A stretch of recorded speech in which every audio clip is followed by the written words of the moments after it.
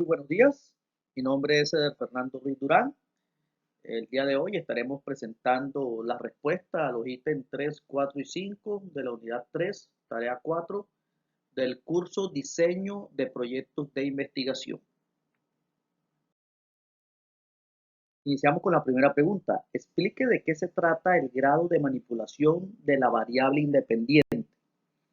Podemos decir que es un proceso que consiste en asignar un valor a una variable de un grupo de individuos y un valor diferente de la misma variable a un segundo grupo de individuos. ¿Cuáles son los grados de manipulación? La manipulación o variación de una variable independiente puede realizarse en dos o más grados. El nivel mínimo de manipulación es de 2 grados, presencia, ausencia de la variable independiente. ¿Qué significa 2 grados, presencia, ausencia?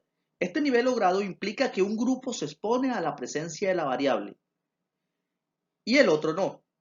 Hacemos referencia a la variable independiente. Posteriormente, los dos grupos se comparan para saber si hay diferencias.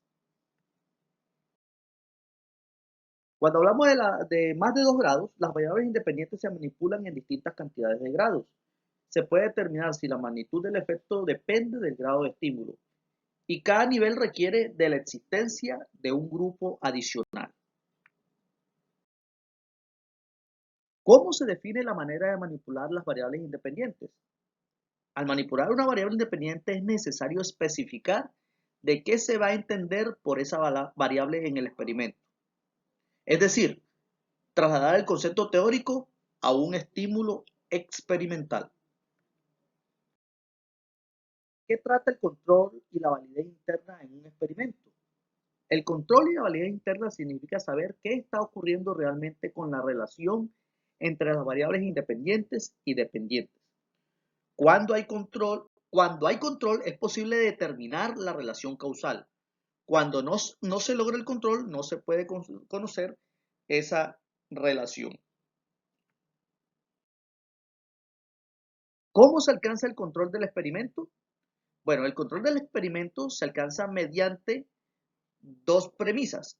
Varios grupos de comparación, es decir, 2 como mínimo, y la equivalencia de los grupos en todo, excepto el de la manipulación de la variable independiente o las variables independientes. ¿Cuál es la función de la validez externa en el experimento? Bueno, esta posibilita la generalización de los resultados de un experimento a situaciones no experimentales y a otros sujetos o poblaciones. ¿Cuándo un experimento tiene validez externa? Cuando éste supera los efectos reactivos e interacciones de las pruebas, al efecto de interacción entre los errores de la selección, al efecto reactivo de los tratamientos experimentales y al efecto de novedades e interrupción a las mediciones de la variable independiente, entre otras. ¿Cómo se logra el control y la validez interna? Se logra el control y la validez interna cuando hay grupos de comparación y equivalencia. El investigador tiene control cuando existen programas de tratamientos y decide cuándo se toman las mediciones y sobre qué se toman. Hablemos de equivalencia de los grupos en todo. Los grupos deben ser equivalentes al iniciar y durante todo el desarrollo del experimento, menos en lo que respecta a la variable independiente. Asimismo, los instrumentos de medición deben ser iguales y aplicados de la misma manera. Quiere decir que los únicos que no tienen equivalencia son las variables independientes. De resto, en todo el proceso y todos los demás elementos. Vamos a seleccionar una serie de variables y vamos a pensar cómo se manipulan en situaciones experimentales. Por ejemplo, tenemos 3 ejemplos de variables: sexo, edad, nivel de estudio. ¿Cómo la podemos manipular? Bueno, el sexo la podemos manipular de 2 formas: masculino y femenino. La edad se puede manipular en el siguiente rango: 5, 15 años, 30 años u otras edades diferentes. Nivel estudios: no tiene estudio, primaria, bachillerato, tecnólogo, universitario, etc. ¿Cuántos niveles o modalidades podrían incluirse para cada variable? Bueno, eso depende de cada variable. Una variable ha de ser susceptible de adoptar 2 o más niveles, mínimo 2 De ahí en adelante puede anotar más. Recordamos que esas variables, esos niveles o modalidades también se les conoce como atributos, clases, ítems, etc.